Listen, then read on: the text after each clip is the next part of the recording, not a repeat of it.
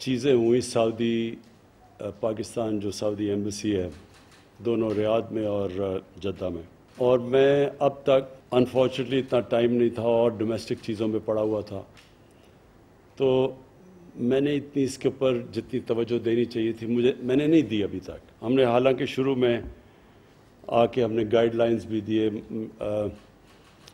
Ministry of foreign affairs کہ ہم نے کیا کیا چیزیں کرنی ہیں اپنی جو اوورسیز پاکستانی جو ہم سمجھتے ہیں کہ ہماری سب سے بڑی طاقت ہے، جس کے اوپر پاکستان چل رہا ہے آج، جن کے ریمیٹنسز پہ ہمارا ملک اگر آج بینکرپٹ نہیں ہوا یا بیلی اپ نہیں ہوا تو ان کی ریمیٹنسز کی وجہ سے ہے۔ اور دوسری چیز میں آپ کو بتاؤں کہ میرا بہت زیادہ ایکسپیرنس ہے ایز این اوورسیز پاکستانی۔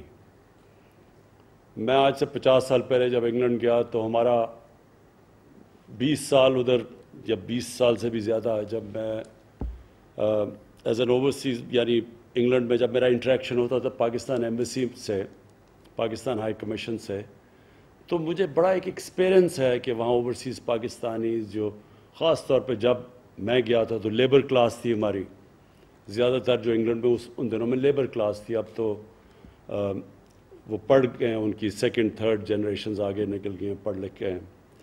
تو مجھے تب سے ایکسپیرنس ہے dealing with Pakistan embassy as an overseas Pakistani.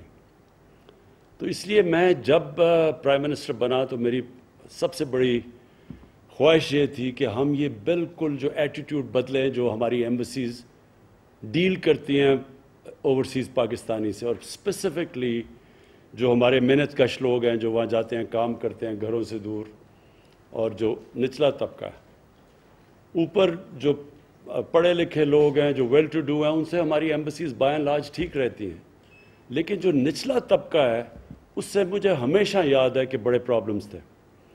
جب انگلینڈ کے اندر جو ہمارے ایمبیسڈرز ہوتے تھے 70s اور 80s کی میں بات کر رہا ہوں، ایون 90s، تو بڑی بری طرح وہاں کی لیبر کلاس کو دیکھتے تھے، اور وہ جو لیبر تھا وہ دیکھتا ہی ایمبیسی کی طرف تھا، وہ ویسے بھی دوسرے ملک میں بیچارے پیسے بنانے گئے ہوتے تھے، تو وہ ایمبیسی ان کے لیے ایک بڑا سینٹر ہوتا تھا کہ وہ جائیں اور کوئی پرابلمز ہوں۔ لیکن مجھے یاد ہے کئی ایمبیسڈرز کی بہت بری ایٹیٹیوڈ ہوتی تھی، جس طرح وہ کلونیل ڈیز کے اندر جو ماسٹرز جس طرح ڈیل کرتے تھے اسی طرح کی ایٹیٹیوڈ تھی اپنے لیبر کے ساتھ۔ اب میں آپ کو بتاؤں کہ ہمارا یہ جو مجھے ایکسپیرنس، جو مجھے کمپلینٹس آنے شروع ہوئے سعودی عربیہ سے، ہماری جو وہاں لیبر کلاس ہے جو ہمارے محنت کش لوگ ہیں ان سے کمپلینٹس آنے شروع ہوئے کہ جی ایمبیسی بالکل ان رسپانسو ہے، وہ کر نہیں رہی، بل 1.5 سال سے شروع ہو گیا۔ اور اس کے بعد ایک دو انسیڈنٹ ہوئے، اس کے بعد میں نے پھر اپنے جو ہمارے پاکستانی ہیں جن سے میرا بڑا انٹریکشن رہا ہے، بلکہ زیادہ تر اوورسیز پاکستانی سے میرا انٹریکشن رہا ہے فنڈ ریزنگ کی وجہ سے اور اس سے پہلے کرکٹ کی وجہ سے، تو ان کو پھر میں نے پوچھا کہ پاکستان کی جو ایمبیسی ہے سعودی عربیہ میں اس کو مجھے فیڈ بیک دو۔ تو جو فیڈ بیک آیا وہ بڑا شاکنگ فیڈ بیک تھا کہ کوئی کیلسنس، کوئی پرواہ نہیں ان کو کوئی سروس نہیں کر رہا۔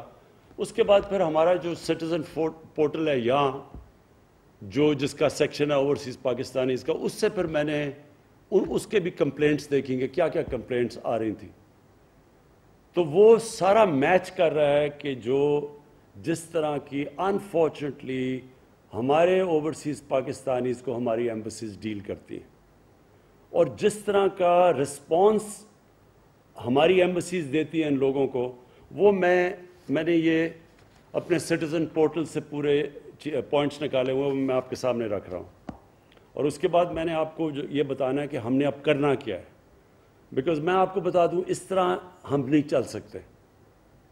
یہ جس طرح ہم اب چل رہے ہیں نا ہماری ایمبیسیز، یہ کوئی پرانا انگریزوں کا کلونیل سسٹم تو چل سکتا ہے، یہ موجودہ پاکستان کے اندر اس طرح کا سسٹم نہیں چل سکتا۔ ایمبیسیز کا کام سب سے بڑا اپنے لوگوں کو جو جدھر بڑی ڈائسپورا ہو اس کو سروس کرنا ہے، اور اس کے بعد جو کام ہے کہ ایک ملک جو اس وقت بڑے برے فائنینشیل حالات میں ہیں ان کی پوری کوشش ہونی چاہیے کہ ہمارے ملک میں کیا کام کر رہے ہیں وہ انویسٹمنٹ لانے کے لیے, فورن انویسٹمنٹ کے لیے, کتنا وہ ایکٹیو ہے.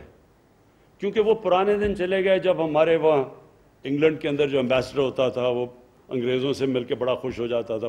کوئی وہ نہ لوگوں کو سروس کرتا تھا, نہ کبھی اس کو فکر تھی کہ اس ملک کو انویسٹمنٹ کی ضرورت ہے. اور میں یہ کہوں گا کہ ہندوستان کے اندر جو ان کی ایمبیسیز ہیں وہ بہت زیادہ پرو ایکٹیو ہیں ہندوستان کے اندر انویسٹمنٹ لانے کے لیے as opposed to Pakistani embassies. اچھا جی, اب میں ذرا آپ کے سامنے چیزیں رکھنے لگا ہوں. 17 سروسز ہیں جو کہ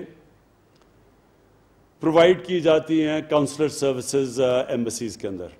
ایجوکیشنل ڈاکیومنٹس کے لیے لوگ جاتے ہیں, اٹیسٹیشن آف نکاح نامہ, marriage registration, divorce certificates, unmarried certificate, death certificate, birth certificate, police character certificate, medical documents, driving licence attestation, bank papers, commercial and business documents, experience certificate, power of attorney from abroad, power of attorney documents from abroad, affidavits, اور پھر miscellaneous documents. اب ان کے اوپر میں ذرا صرف ایک جس دے رہا ہوں کہ ہمارے سٹیزن پورٹل کے اوپر کیا فیڈ بیک آیا. unnecessary delays and complications in availing routine services. یہ میں آپ کو جسٹ بتا رہا ہوں. Non adherence to time commitments, time دیتے ہیں اس کے بعد ان کو وہاں ہوتا کوئی نہیں ہے. یہ کئی دفعہ غریب لوگ ہوتے ہیں بڑی دور سے پیسے ایک ایک روپیہ بچا رہے ہوتے ہیں اپنا بیچارہ پاکستان بھیجنے کے لیے, وہ دور سے وہاں پہنچتے ہیں اور وہاں پتہ چلتا ہے کہ جو ٹائم دیا گیا اس کے ادھر کوئی ہے نہیں ایمبیسی میں. پھر بڑا انڈیفرنٹ ایٹیٹیوڈ آف سٹاف, اور یہ اسپیشلی 2 ایمبیسیز میں, U A E and Saudi Arabia. Bear in mind کہ پاکستان کی جو ریمیٹنس سب سے زیادہ ان دو ملکوں سے آتی ہے, اور ادھر ہی سب سے زیادہ انڈیفرنٹ ایٹیٹیوڈ ہے. اب اگر انڈیفرنٹ ایٹیٹیوڈ ہے, میرا پوائنٹ یہ آئی گیس کیونکہ بہت زیادہ وہاں ہمارا ورکرز ہیں تو وہ اس کی وجہ سے پریشر پڑتا ہوگا, آئی گیس یہ پڑتا ہوگا. لیکن اگر آپ کو اور ایکسٹرا ہیلپ کی ضرورت ہے تو آپ ہمیں یہاں بتائیں. آپ بتائیں نا کہ ہمیں پرابلمز ہیں, ہم کوپ نہیں کر سکتے. لیکن انڈیفرنٹ ایٹیٹیوڈ از جسٹ انفارگیویبل, انایکسیپٹیبل. یہ میں پھر سے ریپیٹ کرتا ہوں, ہم ان لوگوں کو یہاں نوکریاں نہیں دے سکتے. وہ بیچارے بے روزگار ہوتے ہیں, وہ یہاں کس مشکلوں سے جاتے ہیں باہر کام کرنے کے لیے, صرف اپنے بیوی بچوں کا پیٹ پالنے کے لیے. 12 گھنٹے یہ لوگ کام کرتے ہیں, کئی دفعہ 8 9 لوگ ایک کمرے کے اندر سوتے ہیں. اور اس کے بعد جو وہ ایک جگہ ان کو مدد کرنی چاہیے جس ملک نے, وہاں ان کے یہ ساری لسٹ آئی ہوئی ہے کس طرح ان کو میرے پاس ایک اسپیسیفک چیزیں بھی ہیں جس کے اندر میں آپ کو بتاؤں گا کس طرح ایمبیسیز نے ان کو رسپانس دیا. پھر top level supervision is either missing اور taken for granted in case of public grievances. So that means کہ ایمبیسڈر کا جو اوور آل آن لیڈرشپ دینی ہوتی ہے, اصل میں تو اوپر سے کلچر فلو کرتا ہے. وہ کہتا ہے اٹس مسنگ, وہ نظر ہی نہیں آتا کہ. اور یہ بائی دا وے اسپیسیفکلی سعودی عربیہ میں بار بار نظر آیا کہ نہ کوئی ایمبیسڈر کو کوئی پرواہ تھی. بائی دا وے اس کے اوپر ہائی لیول انکوائری انشاءاللہ اگلے ہفتے رزلٹ آ جائے گا آپ کے سامنے, وہ بھی فائنڈنگز آئیں گی ساری. Complaints resolution approach of the embassies is mostly fire fighting and lacks a passion to solve these issues. کہ ایمبیسیز میں پیشن ہی نہیں ہے, بس فائر فائٹنگ ہو رہی ہوتی ہے. کہ اگر کئی کمپلینٹس ریگولرلی آ رہے ہیں تو آئی ووڈ اسیوم کہ ایمبیسی کو ان کا کوئی ڈیولپ کرے گی ان کا میکنزم. بٹ اٹس جسٹ کہ دن گزار لیا, لیکن کوئی نظر نہیں آیا, کوئی دل سے بھی کوئی رحم ہے, کوئی کمپیشن ہے کہ ہم ان کے مسئلے حل کریں. نو پالیسی لیول ڈیسیژنز اور permanent resolution approach is adopted to the issues frequently highlighted. No formal communication channels are kept at hand to keep the Pakistani diaspora updated about embassy's working hours, about its codal formalities involved in services, with fee structure, etc., etc.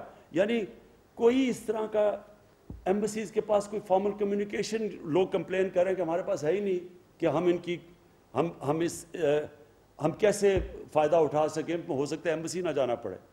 No proactive steps have been taken to regularly check the conduct and the attitude of the staff. یہ سب سے important ہے. جو staff deal کرتا ہے لوگوں سے, اس کے اوپر کیا ایمبسی کرتی ہے.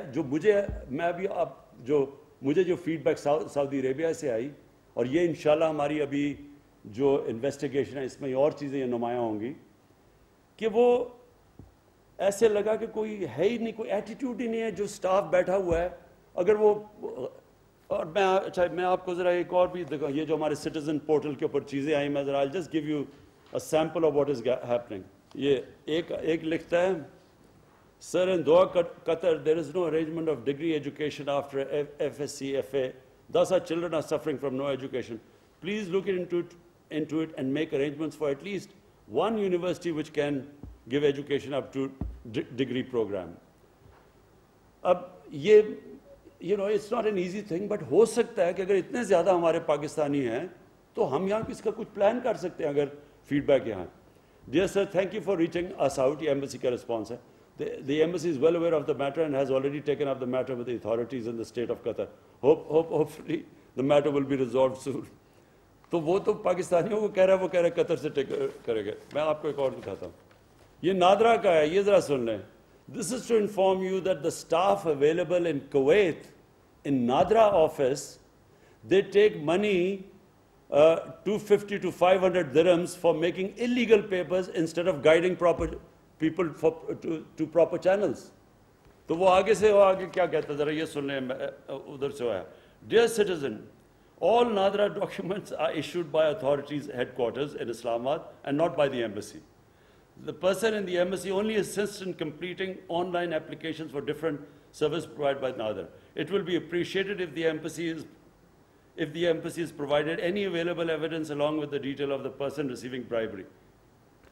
اب بات یہ ہے کہ وہ آدمی کہہ رہا ہے کہ وہاں نادرا کا آفیشل یہ ایمبسی کو کہہ رہا ہے کہ آپ کا نادرا کا آفیشل وہاں پیسے لے رہا ہے لوگوں سے غلط ڈاکیومنٹس بنوانے کے لیے اور ان کے غلط پیپرز کرنے کے لیے, بجائے اس کے کہ وہ ایمبسی اس کو ایکشن لے اس کے کیس, کیونکہ وہ تو سارا ان کے نیچے ہے. وہ کہہ رہے ہیں کہ جناب وہ نادرا ڈاکیومنٹ ادھر ہیڈ کوارٹرز میں, یہ کوئی جواب ہی نہیں ہے. وہ آگے سے لکھتا ہے کہ نا ایمبیسڈر نے کوشش کی یہ پتہ چلوانے کے لیے کہ وہ پیسے لے رہا ہے یا نہیں لے رہا. اگر وہ پیسے لے رہا ہے, امیجن ایمبیسی کے اندر فراڈ ہو رہا ہے. But I'm just trying to, یہ سارا ہمارا سٹیزن پورٹل کے اوپر اس طرح کی چیزیں آتی ہیں. It just shows complete carelessness. میں ایک اور آپ کو ابھی دکھاتا ہوں, ایک اور بھی بڑا, ہاں یہ ہے, ایک پولیو کا ہے. وہ پولیو کا کہہ رہا ہے کہ جی ہم جب سعودی عربیہ آتے ہیں وہ ہمیشہ ہمیں پولیو ڈراپس دے دیتے ہیں, ہم ان کو وہ دکھاتے بھی ہیں کارڈ. وہ آگے سے جواب دیتا ہے کہ دیکھیں جی سعودی عربیہ از اے ساورن اسٹیٹ اور ہم ان کو پالیسیز پہ جانا پڑتا ہے.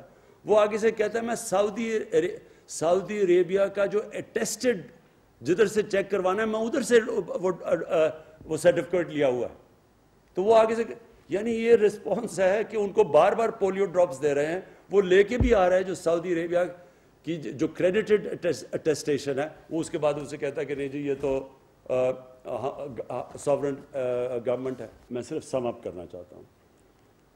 میں فرینکلی مجھے ایکچولی بہت شوق ملا یہ جو سعودی عربیہ میں جو چیزیں ہیں, اور ابھی آپ کے سامنے اور آئیں گی کیونکہ ابھی میں بول نہیں رہا کیونکہ پوری فل سکیل اس کے اوپر انکوائری ہو رہی ہے. میں اس لیے یہ آپ کو بلایا کہ یہ ہم اگر اپنی ایٹیٹیوڈز چینج نہیں کریں گے, اور میں پھر رپیٹ کرتا ہوں, میں سب کو نہیں کہہ رہا, میں ان لوگوں کو کہہ رہا ہوں جو کہ انفارچونیٹلی ابھی بھی وہ پرانے زمانے میں وہ فورن آفس کا کانسیپٹ تھا, وہ پروٹوٹائپ براؤن صاحب ہوتا تھا, وہ جا کے انگریز کی طرح بیہیو کرتا تھا اور لوگوں کو اپنا ایکول نہیں سمجھتا تھا. اور بڑے کیونکہ میں نے دیکھے ہوئے ہیں یہ 70s کے اندر جو ایمبیسڈرز کی ایٹیٹیوڈ تھی. دیکھیں جی, but I want this time کہ بڑا کلیئر اس کی مانیٹرنگ ہو.